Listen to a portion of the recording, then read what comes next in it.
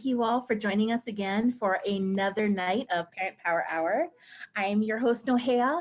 Please feel free, if you're not receiving our Explicit Movement emails, direct mailing lists, we want to make sure to get you on there. So you can go ahead and private message me your email address and we'll make sure to get you added. Tonight, we are in our second part of our three-part series with Glenn Stanton, and I'm so excited to hear what's going to be coming next with tonight's topic. Last week was so amazing, and I can't wait to hear what's going to be next. So without further ado, nope. So just a couple of reminders. Make sure that you're on mute. If you have any questions, drop them in the chat. And you can stay, we'll make sure that any recordings go out via email. And I don't know if you've noticed, but I'm a little frazzled today. And that's really because we have twins. My twin sister just had twin girls. And so it's like an explosion of a baby. And yeah, it's like we're starting all over again with little ones. It's very exciting and crazy all at once. So pray for us and let's have a great session tonight. Thank you so much, Nohea. Well, welcome everyone to the 11th Parent Power Hour. We're almost done with our dozen next week, but we're so glad to have you join us.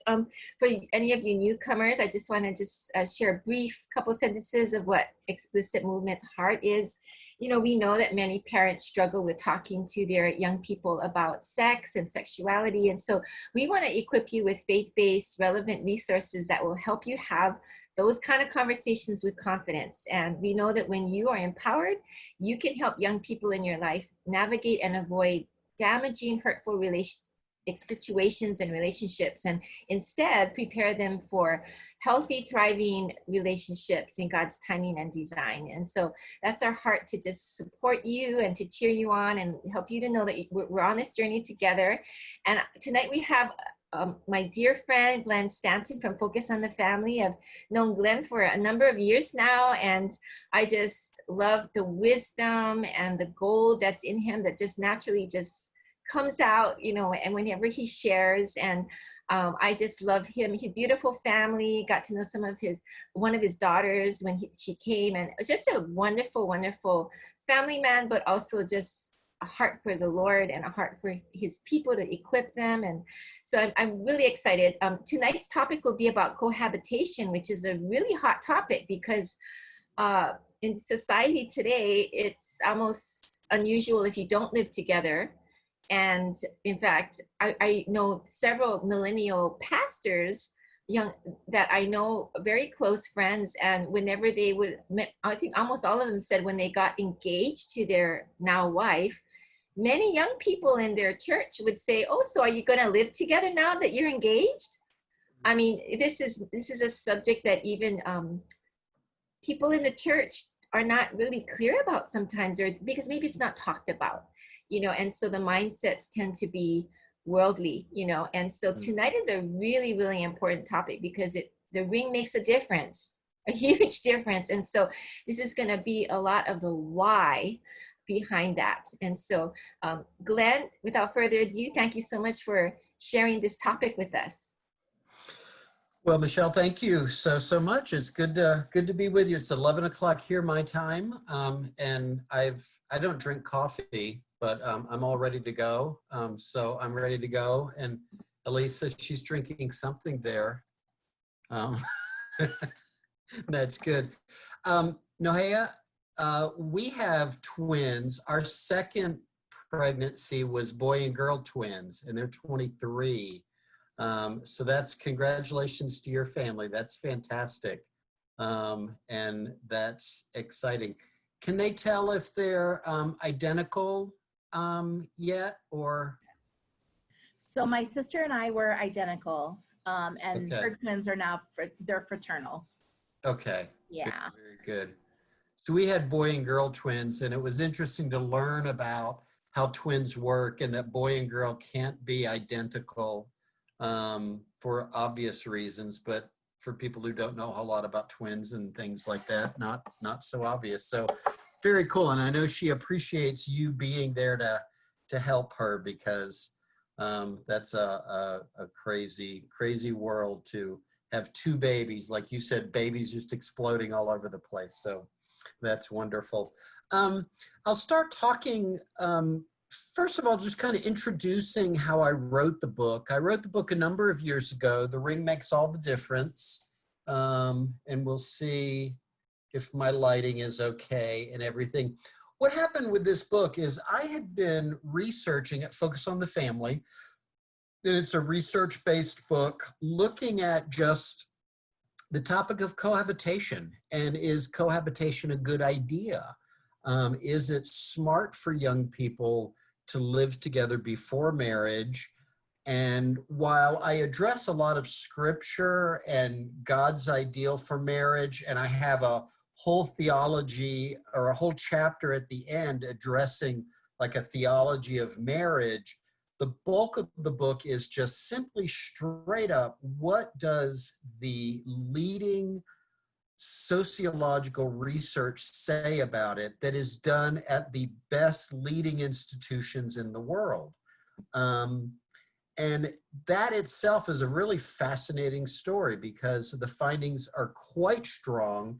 And I do not draw from Christian research. I do not draw from even conservative research or pro-family research, if you will. I'm looking at and wanting to draw from the most reputable scholars that are widely and universally accepted and respected by all family scholars. So I've been studying this topic of cohabitation for 20 years at Focus, and Moody Publishers, a Christian publisher in Chicago, called me up one day and they said, would you be interested in writing a book for us that from a Christian point of view or for Christians and for pastors and counselors and parents, addresses this topic in just a straightforward, simple way, but from a research-based way as to what are the good and bad things of cohabitation. And I said, oh, absolutely. I mean, I would love to do that, because I had been doing all the research, and the research is just fascinating. The breadth of research, the diversity of the research, the various things that the research has been finding. So as an author, what I got to do is I had a book that came to me, you know, and so I took off. Focus for their employees is very, very kind. Dr. Dobson, a number of years ago, I mean, decades ago, said, you know what, we can't always pay our employees what we'd like, but we can be very gracious with vacation time. So Focus, for those that have been there for quite a while, get a lot of vacation time. I get about 6 weeks a year. And, you know, even when you've carried some over previously, you can get more than you can actually take. So what I did was I had a whole bunch of time banked. So I thought I will go back to Florida where I grew up. I'm going to stay with my brother for a while. I'm going to take 4 weeks and I'm going to go every day to the library at the university where I graduated from. And I'm going to go to one of the tables that I used to work at as a student. And I took 2 big boxes of just research documents that I had in my files and things. I had those shipped back to Pensacola, and I wrote the book in about a month. And what I wanted to do was, again, just simply tell the story of what are the good and the bad things that the research says about cohabitation. How does cohabitation lead to or not lead to healthier, happier, long-lasting relationships? And here's the punchline. First of all, before I give you the punchline, it's a wonderful thing, and I've had the ability and the opportunity to do this at Focus, is my bosses are like, you know what, cast the net wide, read all the published literature that you can conceivably read on cohabitation. So I would go to the libraries, I'd print it offline, and I would just collect you know, really everything that I could find that has been published. Another way around that is you find the key scholars.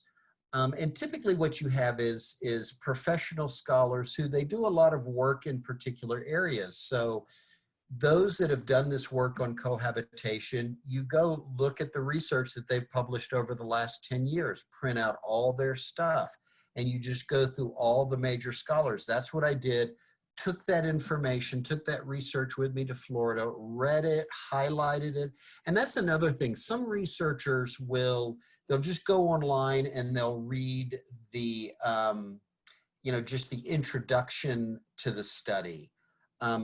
Not me. You've got to read the whole study. You've got to read the whole thing, make sure you get it, because the abstract can say one thing and then you read later on in the article, it takes an interesting spin. So reading all of that and having that confidence that, you know what, no, I've read all of this, I know this. And not many people have done that. The other is getting to know the scholars themselves, and you read their material, you read their studies, and you call them. If you have questions, if you don't understand something, you call them. And guess what? They're absolutely jazzed that somebody is reading their materials, you know, and they'll talk to you as long as you want, and they're happy to answer your questions, regardless of what ideology they come from. So the book, The Ring Makes All the Difference, this is what this is the summary of that research. So given all that, let me give you kind of the top end conclusion. And some of these scholars are very, very liberal people. You know, they don't have the values that we have about marriage, about sexuality, things like this, but they are honest, good researchers who just want to do good work. And this is the conclusion. There is not in all of the literature one finding where cohabitation increases a personal, domestic, intimate relationship in any way better than marriage does. Let me say that again. There is nothing that cohabitation does to an intimate, personal, domestic, sexual relationship that improves that relationship better than marriage does. There's none. The research has found nothing that, like, well, cohabitation doesn't do well in all these areas, but in this one area, it just rocks. That area doesn't exist. To be honest, there's only one thing that I have found in the last 25 years of research, and that is this, that cohabiting couples, when they move in, tend to have sex more often than married couples do. But here's the deal. It is generally less satisfying and it fizzles out quicker. So, I mean, if you're gonna, that's like the only positive benefit that you can find is, yeah, more sex for about the first 2 months of the relationship. Everything else, these scholars will tell you that cohabitation, and this is important as well, and they say this very clearly, cohabitation is not a subset of being married. You know, you have marriage, and then cohabitation is kind of a way of being married. These two things don't look like each other. What they say is that cohabitation is a different way of being single, if you will, because cohabitating people, cohabitating couples look more like single people in terms of how often they do have sex longer in the relationship, how happy they are in the relationship, domestic violence. And I'm just going to run through a number of these things. And I'm not going to throw out, you know, particular numbers, but I'm going to just draw a larger picture. Married couples, and let me say it this way, all things being equal, let's say we have, you know, a 25-year-old couple, a 28-year-old couple, and, you know, they work at a job, they do this, they live in a particular neighborhood. You pick a couple similar to them in age, economic well-being, education, things like that. And that couple is simply living together, and this couple is married. For the married couple, these scholars will tell you that that couple is more likely to be happy and more satisfied with their marital relationship. They are more likely to be sexually satisfied in their relationship. The woman is going to be more likely to be more trusting of her partner. Girls, women who are married are less likely to cheat on their partner. It's interesting that men typically in any kind of relationship are more likely to cheat than the woman is. But in cohabiting relationships, that is the place where women are most likely to cheat on their partner for some reason. But study after study after study finds that to be the case. Domestic violence.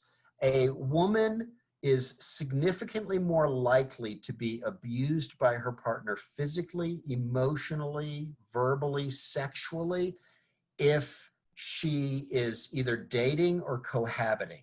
When she has a ring on her finger and when her man has a ring on his finger, the data is consistently clear that her chance of being abused physically, emotionally, sexually, verbally goes way down.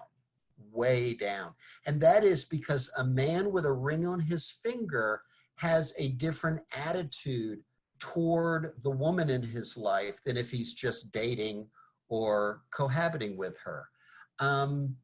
Married couples are healthier, generally just physically. The research is very, very clear that a married individual, when they get sick, even like with cancer or some sort of very serious illness, just the status of marriage helps them recover more quickly and more satisfactorily. We think, well, that's because they have somebody in their life, somebody to take care of them. But the research doesn't show that to be the case when they're cohabiting. So it's not just the person in their life who can take care of them, feed them soup, go get stuff at the store, things like that. But it's the nature of the relationship that way. The ring, the marriage itself, ties that person in a more solid and supportive way than cohabiting does. Here's another interesting thing. This is really fascinating because the assumption is that a man, once he gets his wife on the hook, that he stops trying to please her. And so, you know what, he's not going to help out with the groceries. He's not going to help out with the wash. He's not going to help out with the chores around the house. But there's fascinating research that shows what kind of men help out with domestic chores, married men or cohabiting men. And they find out that a married man is more likely to help out with about up to 8 hours a week, help out with chores around the house, 8 hours more times a week than a cohabiting man does. And feminists will say, well, the cohabiting relationship is the relationship in a more equitable sort of way that, you know, they're both partners and the man doesn't own the woman. Well, cohabiting men, and the research is very clear on this, cohabiting men are more likely to be men who just sit on the couch and have their woman do things for them. Married men are the kind of individuals who they're more likely to, you know, be familiar with a vacuum or a toilet brush or a mop, things like that. They get involved in those kinds of things. And I can talk a little bit later about why scholars think that is the case. A big thing that I want to talk about, and this is very significant, and this is in chapter 7 of my book.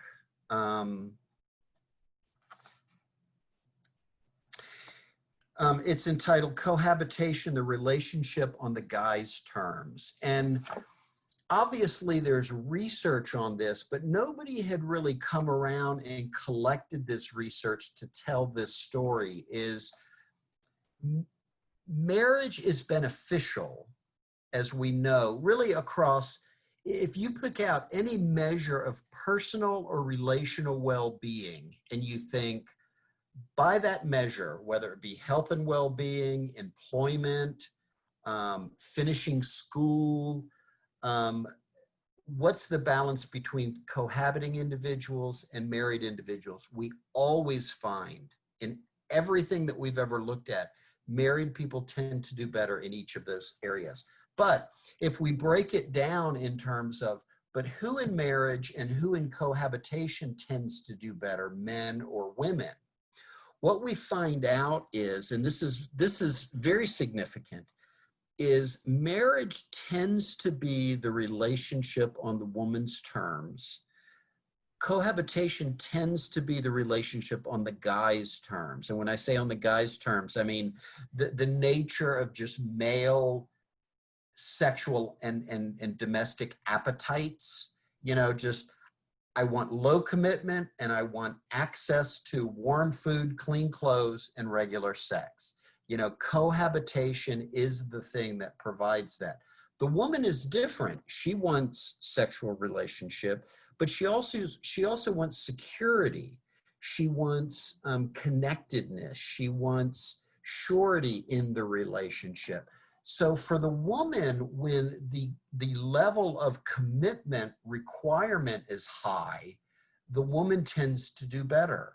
And that's what I found out through a whole bunch of measures, is that ironically, again, feminists will say that, oh no, if you're going to be with a guy, cohabiting is the way to do, that you are going to be a more powerful player, a more powerful negotiator in the relationship. Absolutely untrue. That across the board, the cohabiting woman is a less powerful player. And let me just give you a couple of examples of this. First of all, is, and these were a couple of scholars up in Bowling Green University, a number of women in the sociology department there who are feminist scholars, more liberal, but they do good research. And they did this. They got a large group of cohabiting couples and they broke them up by gender. And they took the cohabiting women off in one room, the cohabiting men off in one room, and they asked them, what is the future of this current relationship? And they had one group that consistently, it was fascinating to hear the scholars talk about what they read or what they heard from these subjects. One group was, oh, we're going to get married. We're just waiting for the right time, finish school, things like that. And then another group very clearly goes, you know, we may get married, we may not get married, no hurry. We're just kind of hanging out, finding out, seeing what happens. Yeah, it's not really in our future. They say that the two groups were very distinct, and the two groups were very distinct by gender. And so when I'm speaking on this, I mean, you can see the audience sort of start to wrestle around because they know which group was which. And these feminist scholars, they say, you know what? It was the guys who were like, we're just hanging out. We don't have any real plans. We're just seeing what happens. And they said it was the women consistently who were going, you know what, marriage is in our future. I mean, we've talked about it.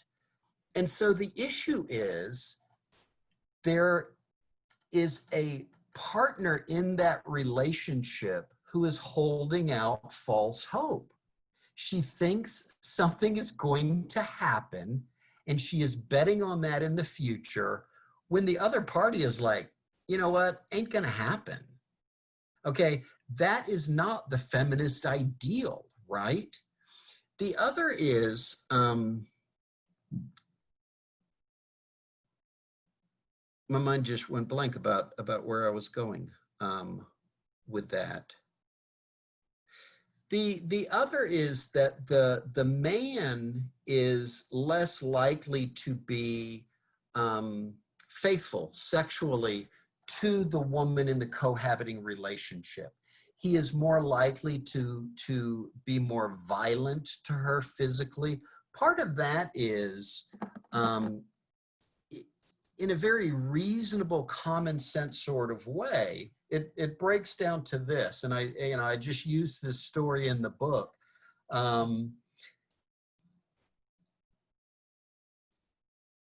The wife or the girlfriend, okay, her little nephew or niece, his birthday is Saturday, and this was back when Barney was big, when I was writing this, he wants Barney to come to his birthday party at Chuck E. Cheese. Somebody has to dress up and be Barney, okay? So the woman cohabiting asks her cohabiting boyfriend, hey, will you do this? Him not being married, he's like, you know what? I'm going fishing. Yep, I'm not doing that. And she thinks, well, they're essentially married. They both have different evaluations of the relationship itself. So she's like, I don't know why you won't do this. I mean, he's your nephew too. No, he's not, so there's these realities that come to play there, and he gets angry, and she kind of has to create a power play that he will do this, and then it starts conflict. Whereas if she's a wife, he knows that she is in a much more powerful position to negotiate. And that is his niece or nephew now. There's a connection there. There's a power there. And he knows that he can't just blow that off. And so, again, there's that power differential, if you will, between the woman essentially thinks in many ways, well, we're essentially married. We just don't have the rings. The guy is like, nope, we're just hanging out, having fun, seeing what happens. And so they have unequal appraisals of where the relationship is. And you see that just lending itself to a greater conflict between them. Here's another story. I mean, this is not so much the difference between men and women, but, and the scholars show this to be the case. And all of us who have been married for a while have seen this, okay? We're a young couple, we're working, we're moving through school, we'd like to buy a house, we found a house, we're not quite ready with the down payment, so we think, you know what, could we go talk to your dad or your dad, your parents, and could we get $10,000, $15,000 to help with the down payment? Well, think about this, okay? They go to her parents, okay? And they're like, you're the guy, you stand up, you go make the ask. If I am married to this guy's daughter, I could be a ditz, I could be a nerd, he could not like me a lot, but I am connected to his daughter, I'm his son-in-law. And if I just say, you know what, here's our plan, he's gonna like, you know what, I don't really like you, but you're the husband of my daughter, absolutely, I'm gonna help you with this. Now, on the other hand, I could be kind of a great guy, but if I'm just cohabiting and I step up and say, sir, we'd like to, and I make the pitch to him, he's gonna be like, what are you to my daughter? I'm not gonna give you $15,000. There's no tie there. There's no connection there. There's no definition clearly of the relationship and who this young man is to, the in-laws, if you will. So that kind of demonstrates the practical significance of what a marital, the rings on the fingers, everybody came to the wedding. They heard the groom, they heard the bride make their commitment to one another in public. And so it clarifies the relationship. Everybody knows what the nature of the relationship is now because there was a wedding, mom got her wedding dress, dad paid for the wedding hall, there was dancing, there was you may kiss the bride.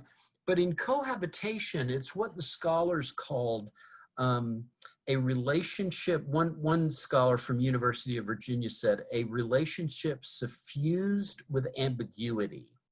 And again, that goes back to the woman thinks it's one thing. Oh yeah, we're going to get married one day. The guy is like, nope, we're just hanging out, having fun. The in-laws don't know. The friends don't know. What's their future? What do they do? Well, we don't know.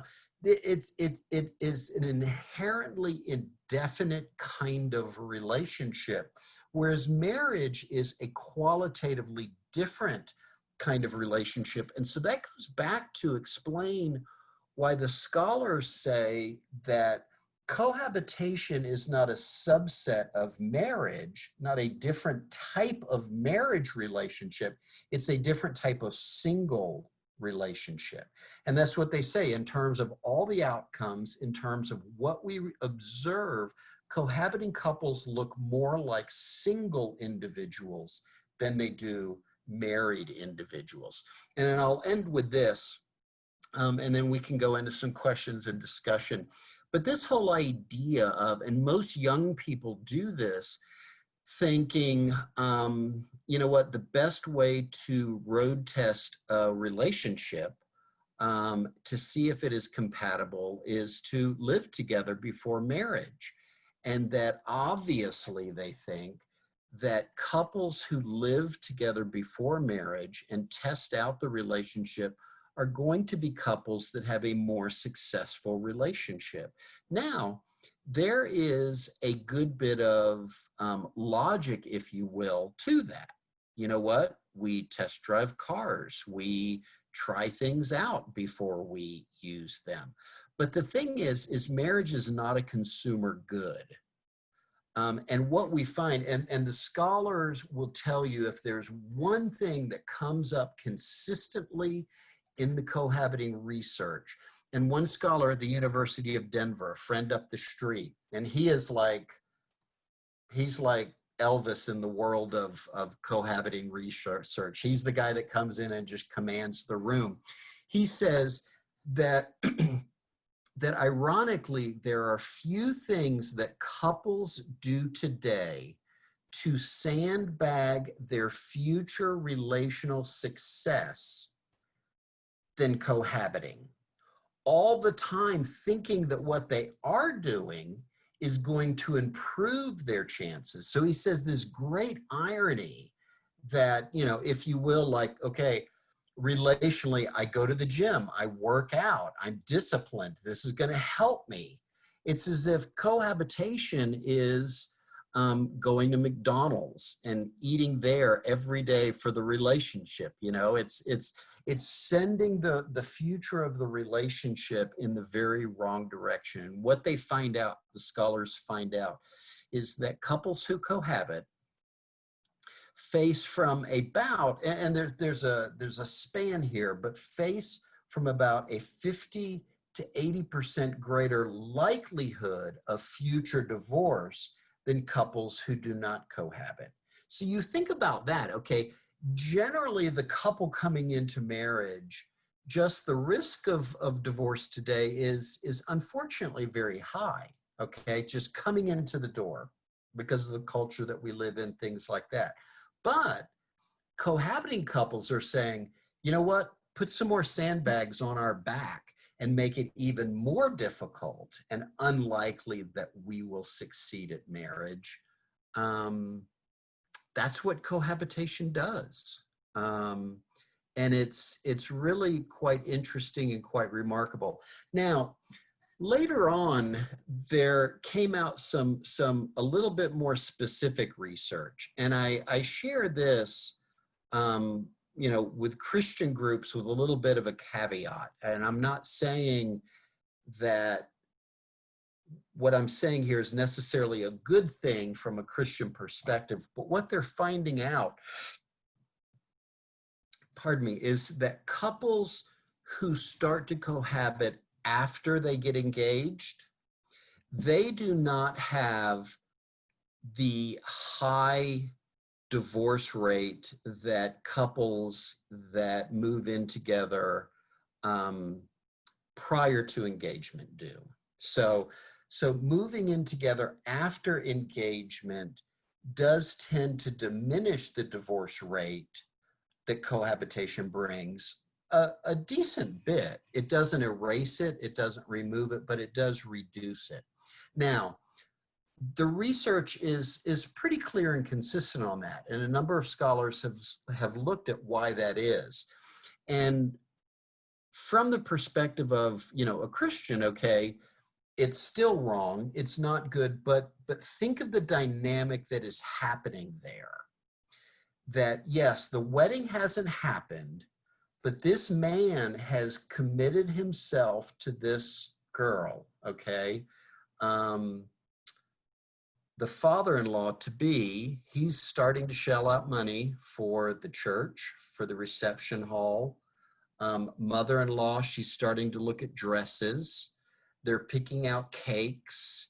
There's momentum moving towards something, okay?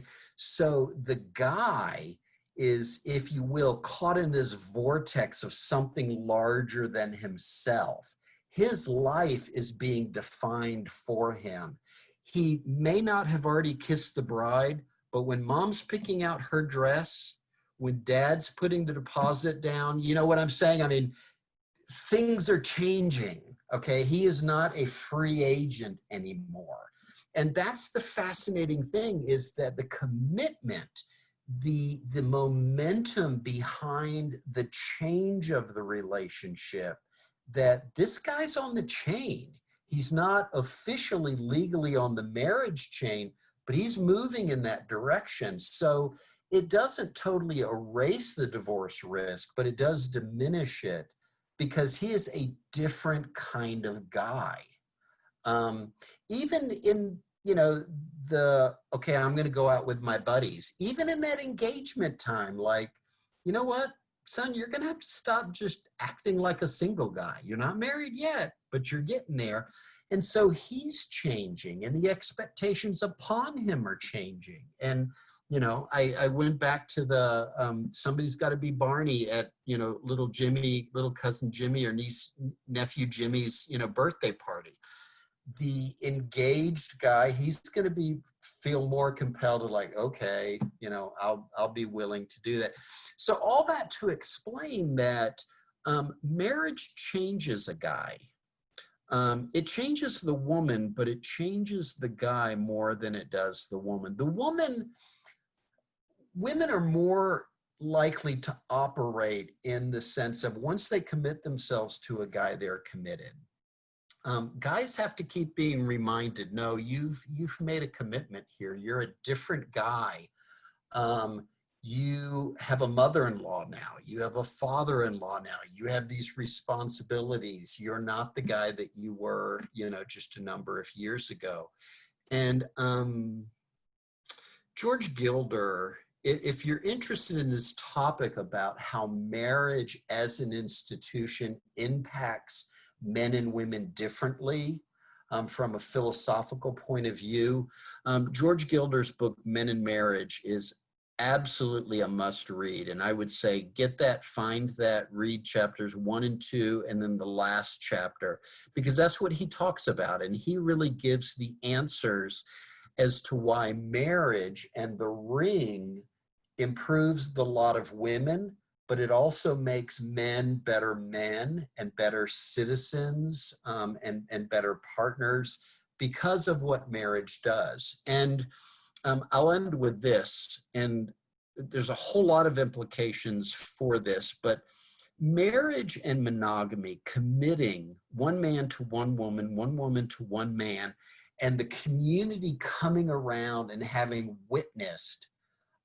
this event is what we could call the democratization of sexuality, that it equalizes, if you will, the man and the woman in terms of negotiating partners.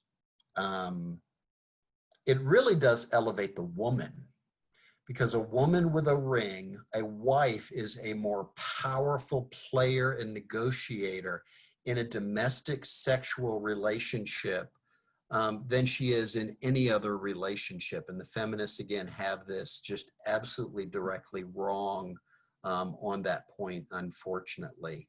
But, and I can take, you know, all kinds of questions that you might have, but all this to wrap up in the way that I started is to say, all this is true, but what's fascinating about it is the researchers that have come up with these conclusions. And many of them are just good, honest feminist scholars who will tell you, you know what, I'm unapologetically feminist, but my feminist sisters have it wrong on this issue. You know, there's sociologists just doing that good work and publishing in leading professional journals. And again, the findings here are just absolutely unequivocal. And there are really few areas of research in sociology of family and marriage where the conclusions are as pointed and conclusive and consistent as they are on the research on cohabitation, which is just fascinating to me as you know, a researcher looking at this kind of thing. Wow. Thank you, Glenn. That was so good. We have a question that has to do with the research part. So it's what kind of metrics did the studies look at? That was just one question. Yeah. What kind of metrics did the studies look at? I assume metrics is what types of measurements did they look at? That's a tough question because, I mean, there's just a breadth of research and they look at all kinds of different things. One of the biggest areas is couples who cohabit, like I talked about, couples who cohabit, when they go on to marry, how do they do? That's the largest body of research and the biggest question that they look at. But they also looked at very small little things, like I mentioned, division of labor. They look at things like negotiating strategies. How do cohabiting couples, how do they look different or similar from married couples in just how they negotiate who's going to unload the dishwasher? How are they going to share their money? This is another thing that I forgot to mention. A woman who is cohabiting, okay, so you have this couple over here, same education, same community, same neighborhood, socioeconomic, you know, differences. And then you have this cohabiting couple and then married couple. All things being equal, they, you know, have the same paying job. The woman over here is more likely to live in poverty or more impoverished cohabiting than the married woman is. Well, how can that be? They're both working. They both make the same sort of money. They both live in the same neighborhood. The issue is, and this is another metric that these scholars looked at, is cohabiting couples share their money, or if you will, don't share their money differently than married couples do, okay? Married couples typically do not have independent checking accounts. They put their money together. They're saving for the future. They're investing. They see themselves as a unit. Cohabiting couple, okay, the woman is in. She's given herself sexually. She's going to give herself energy-wise. She's going to give herself financially to the man that she has joined herself to. The guy, these scholars, remember, found out the guys are like, yeah, I'm not making any commitment. We're just kind of seeing.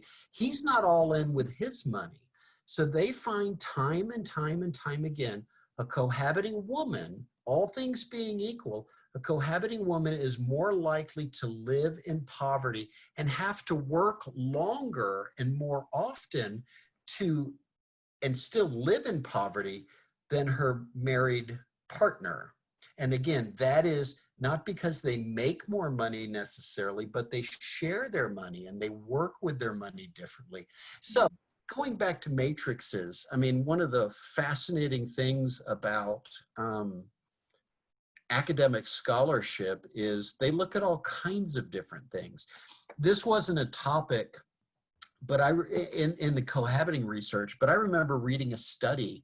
They looked at the dynamics of married couples and who controlled the TV remote, you know, and they broke it all down to, you know, socioeconomic things like that. But I bet you if you looked at that between who controls the remote in the cohabiting home or the married home, I guarantee you that you would find that it was a more equitable sharing in the marital home than it was in the cohabiting home.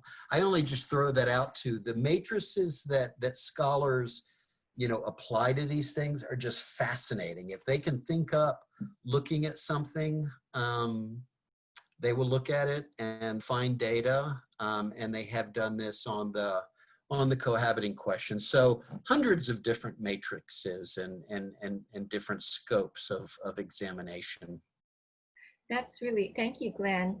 You know, related to that is another question, because nowadays there's so many situations where you're living together and having kids, Yes. and they're just choosing not to get married. So does it matter, or do things? How does that affect, you know, if cohabitating couples have kids? Yeah, that is another thing. I mean, about 60% of couples going to the altar today have some history of cohabitation prior to going to the altar, together as a couple or with different. But there is about, I mean, the number has jacked up that cohabiting couples, about, if I recall correctly, about 40% of them are raising children together. And that's another thing, and I talk about that in the book. How did the kids do? And so we have to know, again, cohabitation is not a subset of marriage. It's more of a subset of being single. And so kids growing up in cohabiting homes look, and the scholars are just, you know, this is just an absolute proven fact, that those kids look more like kids from single homes than they do kids from married homes. And we know that the distinction between those two things are significant. One of the things, you know, ways that I demonstrate that just in a common sense sort of way is you're a principal, a teacher, a pediatrician, or a policeman. I say the 3 Ps: principal, policeman, pediatrician, and you want to go work in a neighborhood, an area, and you can go work in a community where 90% of the kids live with single parents, loving, caring, engaged single parents. This is nothing negative about them themselves. Or you could live in a community where 90% of the kids come from married mother and father homes. Everybody knows what their workload is going to be like in either of those. And it's not because these people are bad and these people are good. It's the nature of the relationships themselves. So yeah, unfortunately, a lot of kids are being raised in cohabiting homes. That's another thing, especially kids, especially girls living in a home with a father, a man that is not married to the mother, and particularly a biological connection. That girl is at tremendously high risk of physical, sexual abuse by that man. And we see that even with just, even biological cohabiting men tend to be more abusive. Children are significantly more unsafe in cohabiting homes than they are in married homes. Yeah. Well, thank you. Thank you. I think you answered this question somewhat, because I know you did talk about that, there could be a couple cohabiting, for a while Mhm. and then they decide to get married, how that still Mhm. generally studies have shown it still has a negative effect on their It, marriage in general. But yes, that's the yes, it does have a negative effect, but it is getting the relationship to move in the right direction. right direction. Yeah. It is, I mean, for instance, the scholars will say that cohabiting couples, and particularly it's both. Cohabiting couples, the woman to the man and the man to the woman, cohabiting couples learn to negotiate the relationship differently and more manipulatively. And I use a very small m there. Mhm. Manipulation is, the classic line is the guy goes, you know what, you're not my wife. Okay. She knows that. So she's got to find a way to sort of coax him. And, you know, women have been doing this for millennia, and women just know, you know what, when I've got a ring on my finger, I can put my hands on my hips and just look at my husband, and he knows how to start acting. A cohabiting woman cannot do that. So she's got to find a way to manipulate. And I don't mean she's manipulative, but she just doesn't have that power. And the man has more of the freedom, and I don't mean that in a good way, but like to go, you know what? You're not my wife. Um, whereas when her parents have heard him made the commitment, again, he's on the hook, like, yeah, you're a different kind of guy. So the cohabiting couple has learned to negotiate in a less healthy way, and they're going to carry those lessons, those negotiation lessons, into the marriage itself, but they can learn to change them. So it's like, they're going to take junk into the marital relationship with them, but the marriage is the clarifying of the relationship that will help a lot of that kind of stuff. So I think that's very important for us working with young people, is to say, you know what, cohabitation does not mean the pool is poisoned forever. There's still stuff in the pool, but the marriage itself, can kind of clean that pool out and process the water through and after a while. So it's not an all black and white, kind of thing necessarily. Right. Yeah, that's great, because the question was, do they continue to live like singles, or will they change their mindset? So it sounds like what you're saying, there's a good chance things will shift and change when they get married, hopefully. But they have to be aware of that. And Yeah. that thing is, they have to realize that you are a different couple. Like, okay, we've been living together for 3 years. We've been married for 3 years. Your first 3 years were different than your second 3 years because of those rings. And if they realize that, and if they understand that, then they can overcome, some of the bad things that they learned. But yeah, definitely. I mean, the relationship can refresh itself, if you will, and they can learn to interact as a married couple. That's good. That's good.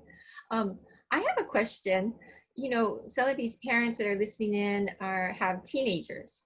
And Mm-hmm. so how important, or what are ways to talk to our teenagers about this? Because you're not at that place of being able to live with a partner, but they're going to go into a world, in college and onward, where it's so common. So what would you say to equipping our kids, our teenagers, with understanding that what you shared? How would you do Yeah, and I wrote this book so that using it as a resource for that is really simple. I wrote it really like with the pastor or the counselor or the parent in mind, to go, you know what, if you think cohabitation is a good idea, you know what, I encourage you to go do the research. Here is a collection of research. If you think you can find other research that makes the case for what you want to accomplish, go for it. And, you know, the thing is, you can do that with absolute confidence because you're just not going to find anything. Now, they may find an article here or, you know, from Slate, you know, some liberal website or something, but no, find the academic articles and the academic books. And that's what I tell, you know, parents with young people is, you know, the sweet blessing of young people, they know it all. You know, like, okay, if you think cohabitation is just wonderful, you go do your research and you bring it back to me and you convince me from the research. Yeah. I highly recommend your book because I've read it a few times, you know, to refer to it and talking to people, and it's very easy to read, very easy to understand. It's organized in such a great way that you can just easily communicate or discuss and engage with your young person on those topics, you know, how you laid it out clearly. So I highly recommend everyone have that book. It's a great resource to just always have because the question comes up, you know, for young people or even young people in your life, you know, so. Yeah, thank you, Michelle. And I try to provide like these summaries at the end of every chapter where it's like, okay, here's just the cheat sheet of what I've talked about, and then the citations for the studies themselves. But yeah, I think that's, you know, have the adult conversation with your kids. Because they're going to say, I mean, again, like the test driving the relationship, there's an intuitive sense there, right? But there's the counterintuitive reality that, yeah, there's really no scholars. You can't say, because there's always alternative, but there's no mass of scholars who say, oh yeah, you know, having a marital relationship by cohabiting is a good idea. There's none of them that really say that. The one thing that dissenters will say is, well, it's not as bad as some say it is. So that's just important for us as parents to know and ministers to know and things like that, that, you know what God says is true in scripture, but it also shows up in research done well because research is a reflection of how God's world works. And I find that time and time and time again in my research. In fact, my research career has really been showing that. And I'm fascinated with how those two things coalesce with what God says and with what good, honest research says. They're both studying the same thing or both reporting on the same thing. Yeah, I know we're going to come to a close, but I have come across a situation. I don't know if it's unique to Hawaii or maybe it's on the mainland as well, but sometimes you have parents who sometimes Christian, sometimes not, but I've heard, you know, where the economic reasons or whatever, you know, like they will let their child and their partner live with them in their house as parents, you know, or maybe if they're Christian, I've heard where, okay, you guys can live together, but separate bedrooms, but we all live together as a family, you know, those kind of situations. And yeah, it doesn't seem quite as helpful for me either, but you know. Yeah, no, and the reason I started shaking my head even before you finished it was I hear that a lot, even Christian parents saying, okay, we know you guys love each other. Why don't you, and their intention is good in the sense of they're not just saying, why don't you guys just go have sex and do whatever you want? It's like, you love each other, but I don't know if you're quite ready to get married. Why don't you just live together? It's just mushy-headed parental thinking, but you see that in parents. And it's like in the adult world, go do your research, you know? If you're going to talk on something, at least know what you're talking about. But it is frustrating, Michelle, and disappointing that you do see that kind of thing. Yeah. Well, thank you so much. We will spend a little bit of few minutes if you can. Glenn, Mhm. after 8 o'clock, we have only one or two more questions to go through. But I want to honor the time for most of us here who've joined us because we said we try to make it by 8. So Glenn, Mhm. can you formally just pray a blessing over these parents who have joined us, who care about this issue, and then we'll after that we'll spend a few more minutes um, answering some questions. You bet. You bet.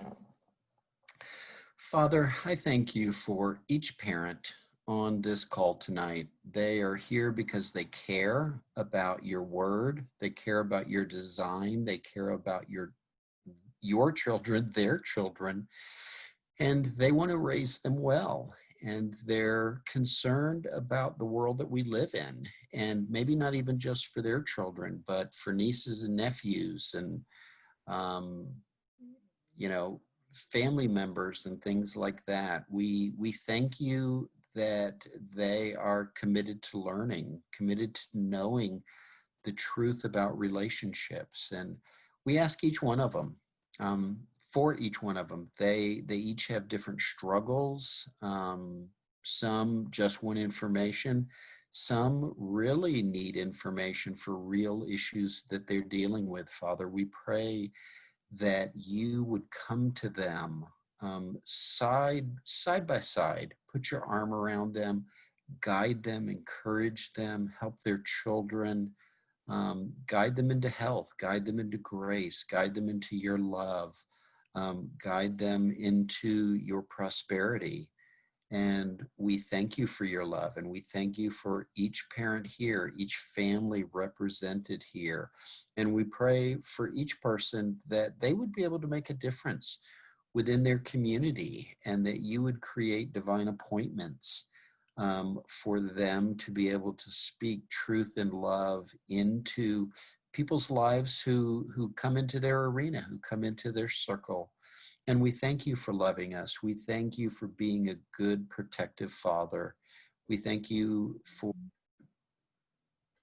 being a father that helps us know what the world is about and what is good, what is not good, what is better, what is less better.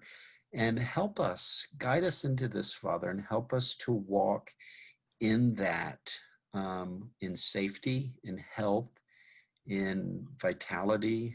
And we thank you for the gift of all that you give us. And we pray all this in Christ's wonderful and powerful name.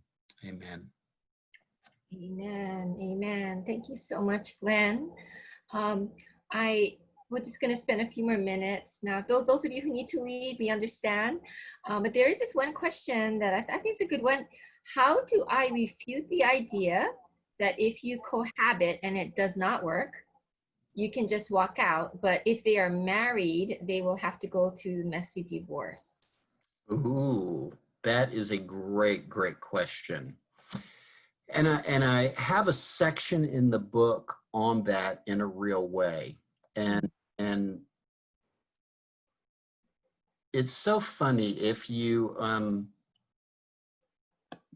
I love stupid little analogies. In the movie It's a Wonderful Life, do you remember the black woman who she's been saving money at the end, and she goes, I've been saving up my money for if whenever I get married, I can afford a divorce. And the thing there is, that if a woman gets married and it goes bad, she has a court system to advocate for her to make sure that she is protected, that resources are divided. What scholars find out, two scholars particularly at the University of Denver, they find out that a woman in a bad relationship, she is more likely to stay in a bad relationship, continue to be abused when she's cohabiting, because she does not have the power system to protect and watch over her, okay? In a cohabiting relationship, she doesn't have that. I mean, he can say, you know what, honey, you can leave, but you're not taking anything out of this house. If she's married, you'll talk to the judge about that. If she's not married, you know, she's just left up to his power, his manipulation, things like that. And so what they say is that in a bad relationship, a woman is more likely to feel emotionally stuck and have fewer options, no options of getting out of that relationship when she's cohabiting rather than when she's married. And it's fascinating to see those findings from the researchers, because you're like, it makes perfect sense, right?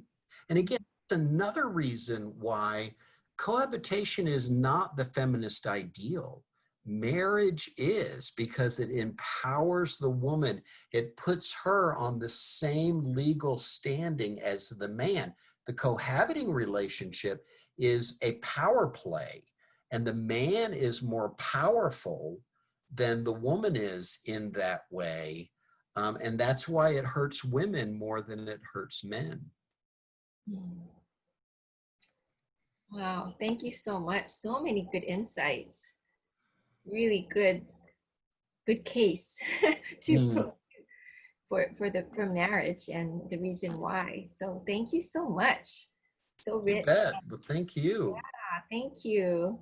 So I hope everyone just, you know, hide these truths in your heart. And yeah, just such a great resource. Again, I just really highly recommend Glenn's book. It's just a great book to just have, you know, to refer back to when you need to talk to people and help people through this issue. So thank you so much, Glenn, again. And we look forward to next week. We're going to cover our last session, last but not least, on LGBT issues again, which is a great topic still. And Glenn wrote a wonderful book about loving your LGBT neighbor. And you have such wonderful stories to share, I'm sure, next week as well. So yeah, so join us again, everyone. Any last minute announcements that I missed or anything, Nohea or Elisa? If you haven't gotten your contact information to Elisa, especially if you won one of the prizes, make sure to get that to her. Yeah, but if not, I look forward to next week's session, our last one.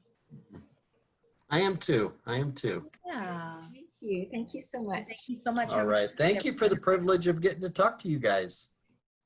Thanks, Glenn. Good night. All righty. Blessings. Love you guys. Bye-bye. You. Bye.